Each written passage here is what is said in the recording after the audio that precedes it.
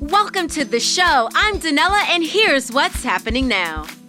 While Beyonce shocked the world by announcing she's having twins, I was dealing with my own shocker.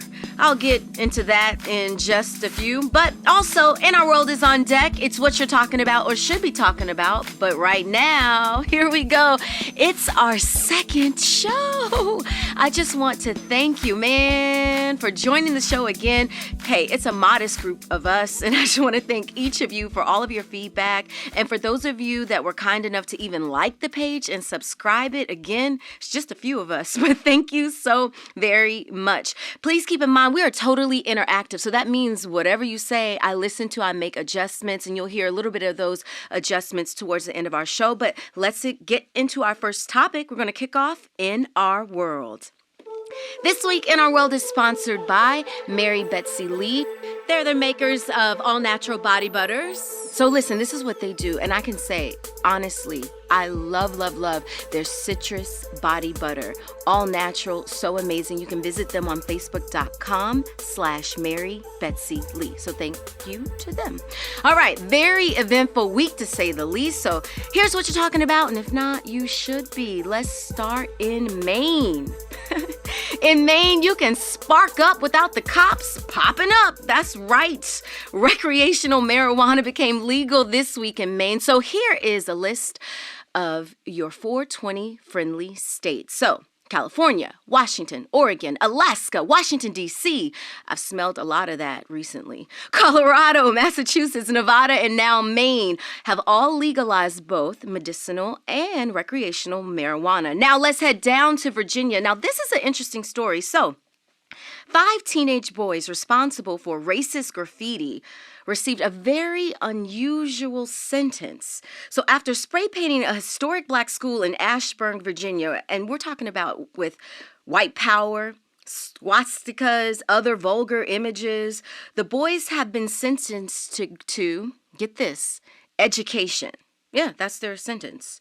Okay, so this is what they have to do. They have to read and write reports from a list of books that includes works by prominent Black, Jewish, and Afghan authors. They also have to visit the Holocaust Memorial Museum. They have to listen to an interview of a former student of the Ashburn Color School. Now, that's the school that they defaced. They also have to write a research paper on hate speech. And listen to this final paper that they have to write. They have to write a research paper explaining the message that swastikas and white power messages on African American schools or houses of worship send to the African American community as well as the broader community, which includes other minority groups. The boys, who are all 16 and 17, will have their cases dismissed once they complete their sentences. And I thought that was so interesting. No jail time, but education. So very impactful. Now let's head across the country because Boy Scouts are now saying you don't have to be born a boy to be a Scout. Membership in Boy Scouts and Cub Scouts is now based on gender identity. Now, this comes after a New Jersey boy accused the organization of expelling him for being transgendered. The Boy Scouts of America did not specify that this has anything to do with the New Jersey case, but the Chief Scout executive said the group recently had been challenged by a very complex topic, the issue of gender identity. Listen to what he says. He says, "We've taken the opportunity to evaluate and update our approach. I hope you'll join me in embracing the opportunity to bring scouting to more families and children who can benefit from what our organization has to offer." And that wraps up In Our World. Now we'll move on to Political Pop. Political Pop is brought to you by Intuitive Creative Agency. They are an online creative agency who are problem solvers and sometimes problem starters. They specialize in branding, web design, and photography. You can find out more at www.intuitivecreate.com. Thank you so much. Now, everyone is talking about immigration, and we are no different. We'll stop there. Start there. So ICE raids continue throughout several parts of the country. So we're seeing various reports, actually, of immigration and customs enforcement officers lying to gain access to people's homes. Now, I want you to head over to my Facebook page, facebook.com/DanellaClock. There you'll find useful information. And I just basically posted a very helpful article on knowing your rights in case of immigration or police raid. So check that out. Also, political pop. Many are staying active in protesting Trump's executive order on immigration. So we saw in New York this week, yellow cab drivers went on strike. Also yesterday, bodegas shut down. Now, if you're not familiar with New York City or bodegas, man, they're like the lifeline of New York City, man. A bodega is like a really small store where you can get anything you want, ranging from beer, fresh sandwiches, fresh flowers, even condoms. They have everything there, and they're 24 hours a day. So yeah, man, bodegas. So Yemeni grocery stores shut down, closed over 1,000 stores between noon and 8 p.m. And again, like I said, they're normally open 24 hours. So that was major. Also, this past weekend, we all saw thousands of protesters flood airports across the nation. And now new bills could increase penalties for protesters. Listen to this, because I saw this and I said, man, I got to let people know. Lawmakers in Republican-controlled state houses across the country have been busy introducing proposals to increase penalties for those who block roadways while protesting. Now, why does this matter to you? Well, opponents of the bills and bills like this say that these are an attack on free speech. And we're seeing now a national pattern. So places where, you guys are seeing bills like this are Michigan, Washington, and Iowa. Listen to what they're trying to do in North Dakota. Let me take you there. So protesters there are protesting the Dakota Access Pipeline, right? So a lawmaker there introduced a bill that would allow motorists to, run over and kill any protester obstructing a highway as long as the driver did not do it intentionally. That's crazy. And that's your political pop. Now we're going to move on to our discussion for the day and also introduce our guest for today. Now, I mentioned this to you earlier. I was talking about dealing with a situation that is unsettling. And helping me with my situation is Dr. J. Let me introduce you to Dr. J. She's actually a very good friend. And I decided to invite Dr. J in because, honestly, this is something that not only is affecting me personally, but to a larger audience. I really feel that it's useful to talk about this and bring about just conversation and insight. So first, let me tell you about Dr. J. Dr. J is Jamila A. Young, Ph.D. She earned her bachelor's degree of arts from Emory University in Atlanta, Georgia. Also, her doctorate of psychology from Loyola. I always get tongue-tied on that, Jamila. Don't kill me. Loyola. Loyola. I want to say YOLO. Loyola University in Chicago.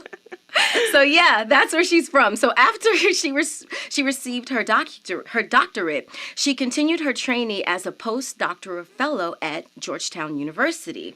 So right now she has her own practice in Washington, D.C., and she treats adults and couples. So welcome, Jamila A. Young, to our show. Dr. J, how you doing? I'm great. How are you? Thank you so much for having me on. I need you today. So here's what we're dealing with. Okay, so, man, I'm going to be honest. Okay. All right, so, and I normally don't get this personal, but that's the purpose of this show. In my past life, I would kind of just not be very honest. Mm-hmm. I would just kind of just present facts and keep my own opinions to myself. But hey, we're keeping it transparent. So here's where we are. I discovered something that I never thought I would have in my family. Okay. And let me specify family, not relatives. I have relatives. Mm-hmm. In fact, I'll be specific. I carry the name Sealock, and I can imagine this happening to the other Sealocks on my grandmother's side of the family because they disowned her when she fell in love with my black granddaddy. Yes, gotcha. I don't know any of the other Sealocks there. Okay. So I can imagine this happening in their side of the family, but not on my side of the family. And I count family as people that are more than relatives, that you're close to, that you completely love. Intimate connections. Intimate connections, yeah. I found out that one of my relatives voted for Trump. Now, let me clear this up. It's not about a political issue difference. Before everybody jumped the gun and, what? You can have different politics. This is different. I have best friends that are Republicans. Gotcha. Okay, the godmother of my son normally, prior to this election, voted Republican. And tons of my friends' families that I love, their parents, are Republican. Gotcha. Again, prior to this election. Yes, this is not a partisan issue. This is not a political election. issue, Yes. right? So let me say, when I thought about it, why it initially hurt my heart. Okay, because I see, in my opinion, when I think of things that I've heard discussed, I hear, divisiveness. I hear, misogyny. I hear banning people because of their religion. And I just don't believe in any of those things. Gotcha. I believe in inclusiveness. And so when I discovered this, right, the very next day I woke up to hear about the attack on the mosque in Quebec. Wow. And so what I realized is, on the flip side of it, I can't be somebody that's being divisive in my own family. And so that's why I really wanted to bring you in, because it's not just me. If we think about this from a larger audience, and I've actually posted this also on Facebook, and I got some interesting responses, but I want to ask you as well, how to still love someone whose values you question. How can you still do that? That's what I want your advice on. That's a great question. And, this is a great topic, and the timing couldn't be more perfect. This is a struggle, like you mentioned, that's happening across the nation, where this election has been extremely different, never historically precedented. And so people are struggling with how to manage this. And you're right. A lot of individuals who have issue or take issue with Trump is because of his speech and the campaign. And you're right, you've been listening. That has been his speech, the hate speech, the sexist speech, the separation speech, the division. And how can we say that, we're against this type of speech, and then post the election say that we want nothing to do with individuals who voted for him? You're absolutely right. We can't have it both ways. And can I say one other thing? I have heard that I've heard of a mother who no longer talks to a cousin. I've heard of a friend that was friends with their friends for 40 years. They no longer talk to each other because of them voting different. And that's why I wanted to bring this up for people. Maybe you're not dealing with, let's say, a political difference, but maybe you're dealing with a religious difference. Maybe you're dealing with another type of value where you're kind of like, man, I don't believe in that, but this person does. Yes. Because I want us to kind of unify, come together, work together Absolutely. through this. I think the first thing is acknowledging that just because this individual voted for someone that you disagree with, what you find their values to be, doesn't necessarily mean that they don't share your values. Okay. Right? It could mean that a value that he platformed on was something that resonated more with them relative to those other aspects of what he voted, of what he campaigned on. Right? So, for example, someone may have resonated more with what he talks about in terms of taxes and small businesses, as opposed to kind of highlighting and illuminating the hate speech and the sexist speech for that individual. So the first thing to acknowledge is that we actually don't know, and we shouldn't assume where an individual's values lie because they made the decision to vote for Trump. Okay, so let's take it a little bit further. Absolutely. Get a little bit more personal. So I asked, I was like, yo, what's up with that? I'm not just going to sit there and be like, oh, that's nice. Would you like some peas? Would you like some more water? First, good for you, because I was like, what? I think we're all struggling with our biases with this one, and I'm struggling with my own, and I had to check myself, Yeah, and help me understand. And we're in D.C., so we don't have the luxury to separate from it. We see when inauguration weekend was going down, we saw all the red hats. Yes. We were in the thick of it, Yes. and I had to check my facial expressions. When I see a family walking by and they all have on their, Make America Great Again hats on, I have to remind myself that that's not necessarily an attack on me. I shouldn't see that and view them as anti-me because they voted for someone whose values I don't ascribe to. And their values might not be the same. Their values may be closer in line with mine than I'm assuming that they are. But one of the things that you mentioned that I think is important is that when you learned of this family member making this decision, that it hurt your heart. And I think that that's something we have to acknowledge, that usually we respond with anger. And we feel angry at this individual who seems to not share our values, like the mom who's not talking to her cousin. Right? But usually when we're angry with another individual, especially a loved one, it's because there's some kind of hurt. There's some kind of disappointment. They did something so your loved one made a decision that you felt like now our core values couldn't be aligned. And there's hurt that comes with that. So under anger is usually some kind of loss, some kind of despair, a loss of something. So a loss of acknowledgement that we share and sit in this same space. So I think that's the first step, to kind of take you away from this angry feeling of acknowledging that I'm losing something and grieving over that, that there's this loss of this connection that I thought I had in this way with this individual. And you brought up anger as well. And I want to talk about anger because anger usually is that first emotion. Absolutely. So is it possible we can talk about ways to work through your anger? Absolutely. Because I agree with you. Because I love this person so much, yeah, it was easier for me to go to hurt as opposed to the stranger on the street. Because that's who I'm side-eyeing. Yes, exactly. They don't get our hurt. They don't get, it's not like. We don't have compassion for them on the outset. So they don't get hurt. They get rage. They get rage. So let's talk about that, because a lot of you may be dealing with rage. You might be looking at your coworkers angrily at their decisions. So I want to talk to you about some of the healthy ways, because a lot of times anger doesn't get the positive credit it deserves. I think anger is beautiful because it brings about change if you channel it for positivity as opposed to destruction. Absolutely. Anger lets us know that something's wrong. So we need it. We need it to identify that something's awry here. But you're absolutely correct. Anger is out in our control. We have an emotional response and we can control how we react to something. And so you're absolutely correct. There are adaptive ways to convey and exercise your anger. And no pun intended, but exercise is a great way to do it and cathart out anger. And some specific types of exercise like martial arts or boxing, those are very direct ways to kind of express and cathart anger. But sometimes we're in situations, you mentioned work, I think that's a great example, where we can't step out and go to a boxing class, right? We're in a meeting. And one thing that we know that we need to do is, hopefully in a professional setting, is not enact on that anger, right? So one of the first things you might need to do is just separate yourself, okay? Separate yourself from the situation, excuse yourself politely from that meeting, and take some deep breaths. So deep breathing is something that is hard to buy people into, but it actually literally calms your system down. Deep breathing calms the physiological symptoms of activation or anger. So that's going to calm you down.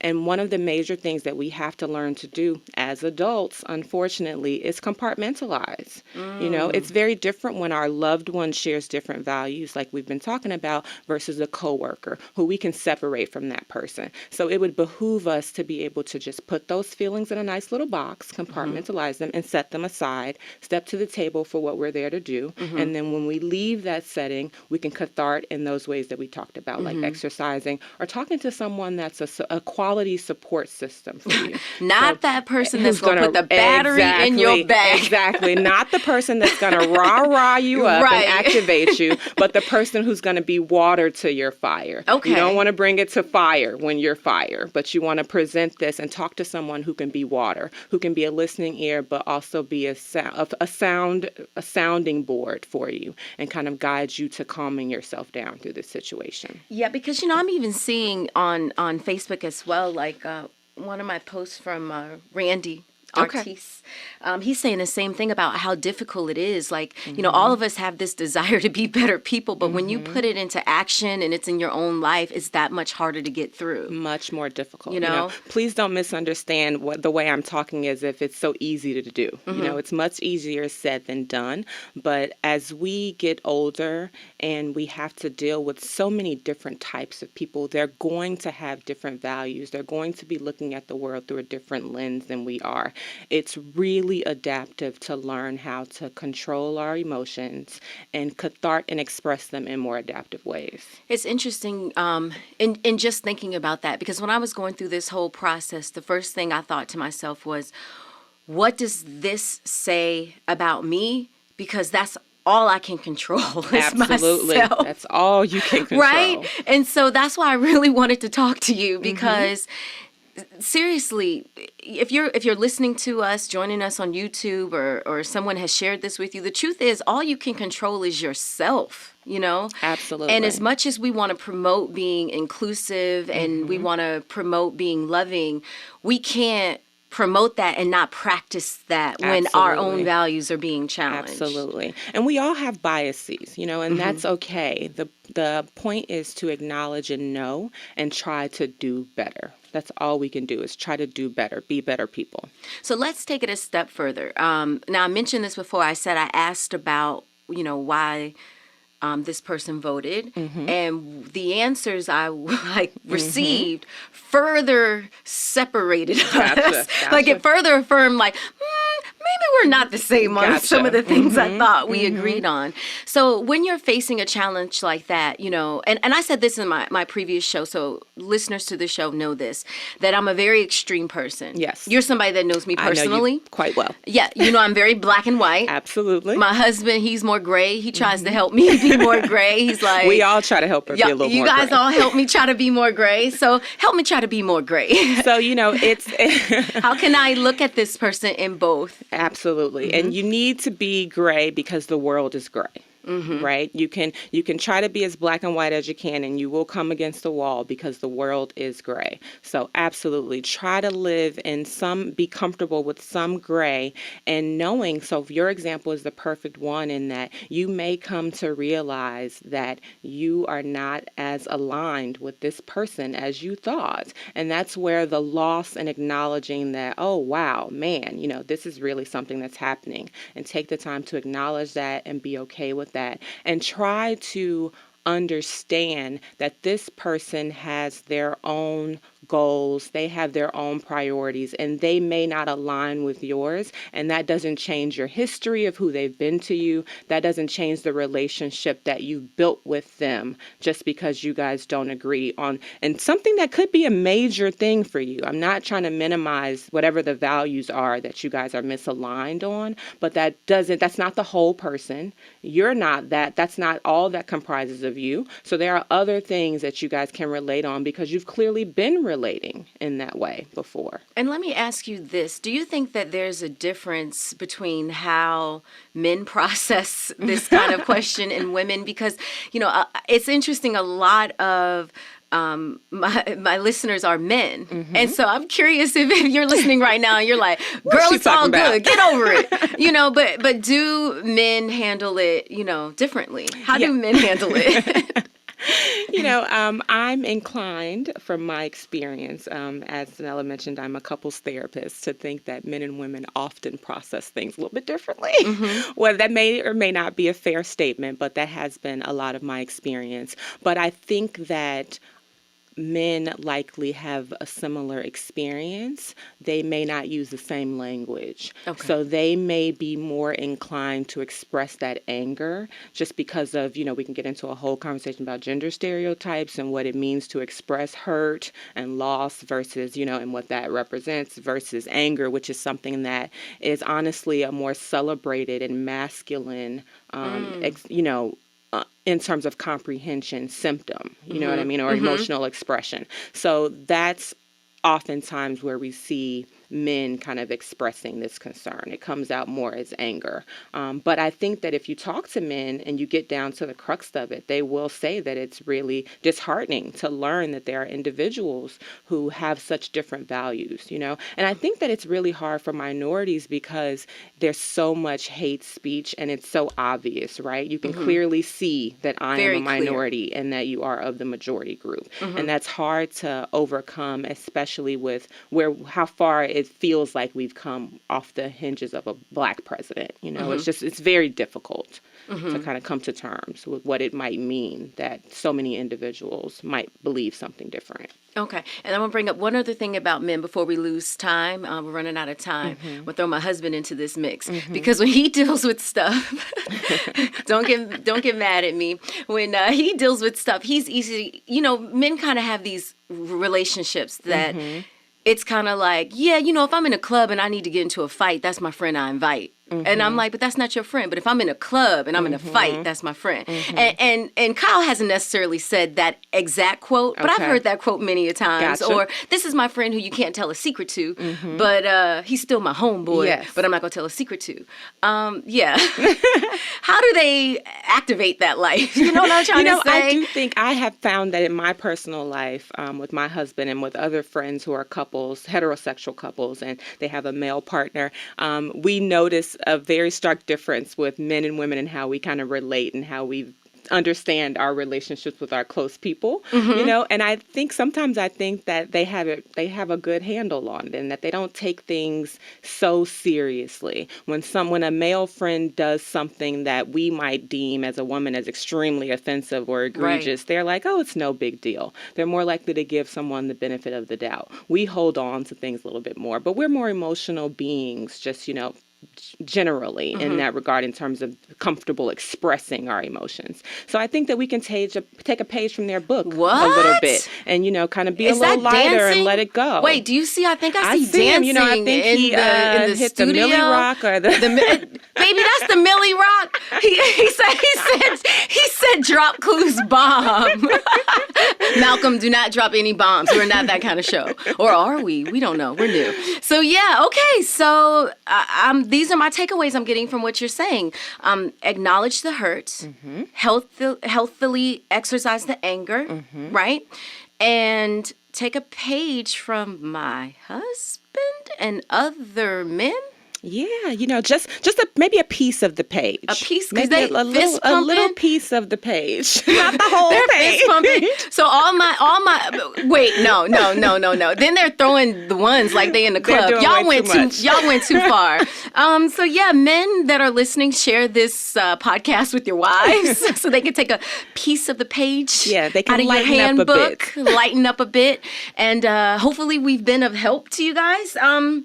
Before we wrap up the show, let people know that, like I said, Dr. J is going to be a regular as much as she can be because, like I said, she has her own practice and her own life and goals. I'll stop by as much as I can. As much as she can to help us out. Thank you so much. Thank you. So you'll be hearing more from her in the future. But if you want to reach her now, you can do that by. Well, you can take a look at my website. I'm at www.drjamilayoung.com. That's DrJamilaYoung.com.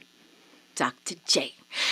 So let me tell you, before we wrap up the show, one thing we've been doing, because, we're a new show, like I said, and we're really trying to do new things. And last week, because I'm trying to really find my voice in how I'm going to end the show. Okay. And so last week, I ended the show, and I listened to the feedback. And the feedback I got, I can understand what you're saying. So here's what you guys said. You guys said, I just feel that it's not strong enough, and it doesn't really represent the essence of the show. Okay. And so I listened. And so for now on, this will be how we're ending the show. DanellaNow. We're keeping it hood. Neighborhood. Hi, neighbor. Hi, neighbor. You see me. Hi, neighbor. What do you think about that, Jamila? I love it. It's, a good amount of ratchet tossed in there, some sophistication. I think it's perfect.